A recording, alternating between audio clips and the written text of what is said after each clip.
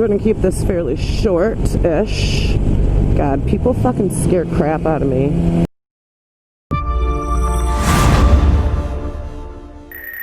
Hey, what's up guys? How is everybody? I love talking to you guys while I ride. It kind of gives me a little something to do during some more boring moments of, you know, getting from point A to point B.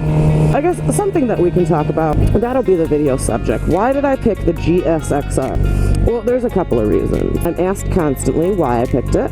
I've been told, oh, you know, I don't think they're the prettiest bikes out there or whatnot. So, like, I would say that the main reason has to do with foot to ground placement and how well I can touch the ground and how confident that makes me feel. Second reason would be weight. Gixxers tend to have a lower center of gravity. So I went down to a bunch of dealerships and I started sitting on bikes just to try to get a feel. This is when I still had the Ninja 300. I wasn't sure what I wanted my next bike to be. I mean, I knew I wanted a bigger bike, I just wasn't sure what to go with. And since I wasn't sure what to go with, I decided that the best thing to start doing, I mean, don't get me wrong, it'd be great if everybody and their grandma would just hand me their bike and be like, yeah, sure, take it for a ride. But, you know, that doesn't always happen. So that was when I decided to go down to dealerships and sit on bikes and just, you know, see what bike felt right to me to sit on. And I noticed immediately a few things. So the first dealership I went to, they had a gsxr 600 and a Ninja 600. And right on the tag, they were similar priced and they had similar weights. I want to say the Gixxer was actually just a couple of pounds technically lighter than the Ninja 600. And when I sat on them and I lifted them off the kickstand, one of the first things I noticed was weight.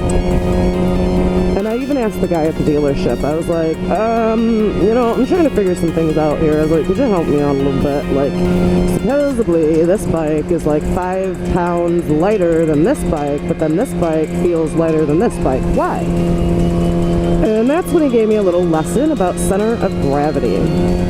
The lower the center of gravity, the less top-heavy the bike is, giving it a lighter feel to the rider or the person moving, pushing it around. The higher that center of gravity, the more it feels heavy.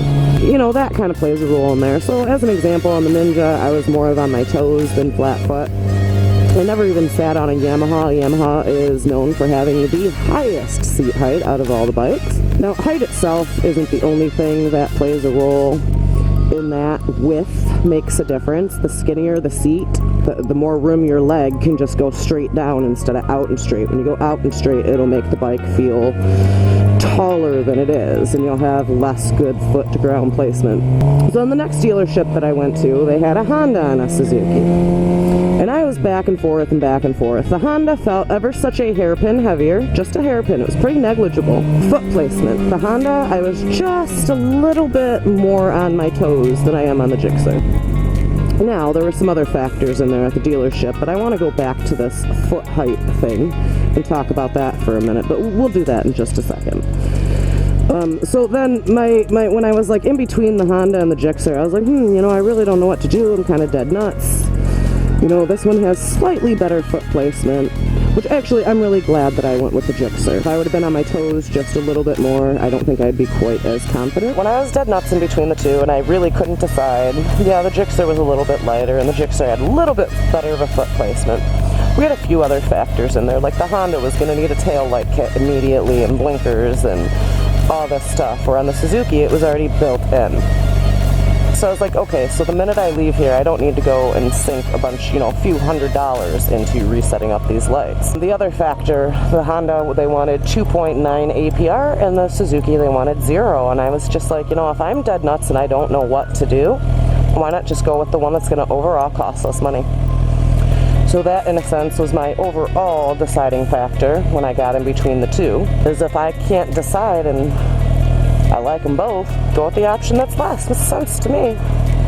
But so anyways, back to the factor that I wanted to talk about being able to touch the ground. So I've had so many people just tell me, well, you know, you just get whatever you want and get it lower. Yeah, I know that you can lower bikes. Yes, yes, yes. I understand that. However, there's a whole bunch of people more educated than me that specifically studied, you know, mechanical and powertrain and all this other stuff, engineering. I did not. Then they got a group of these people that are highly educated around a table, talking and discussing and making decisions for said motorcycle.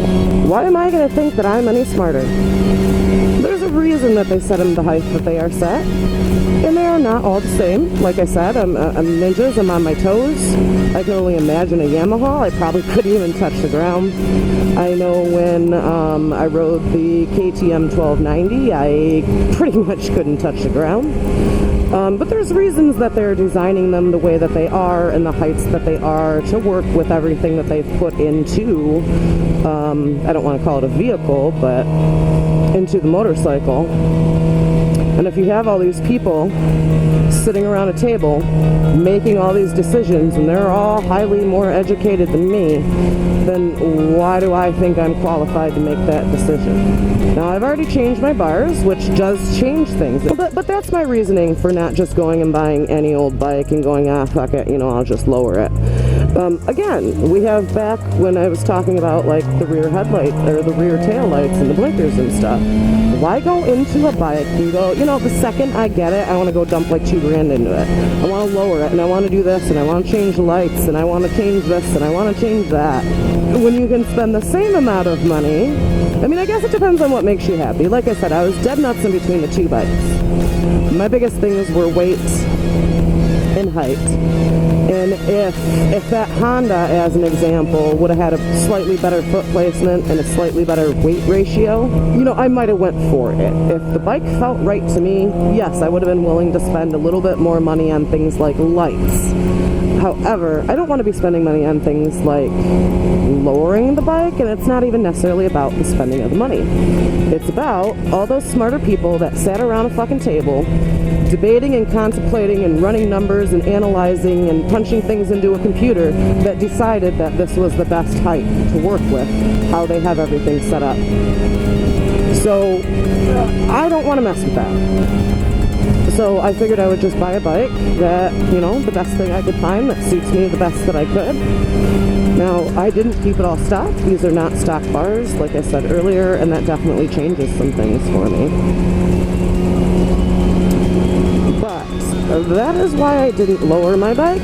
I chose a bike that I felt comfortable and confident on without those changes. So I hope you guys enjoyed listening to me talk for a little bit. If you guys have anything to say about, you know, the suspensions and being lowered and engineers and why they choose what they choose and all this other business, you know, feel free to comment below. I'd love to have a discussion on the topic. I like learning and looking at things from other views that I haven't before in the past.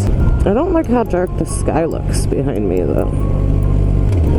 That's home. Home is where the sky is dark. Fuck.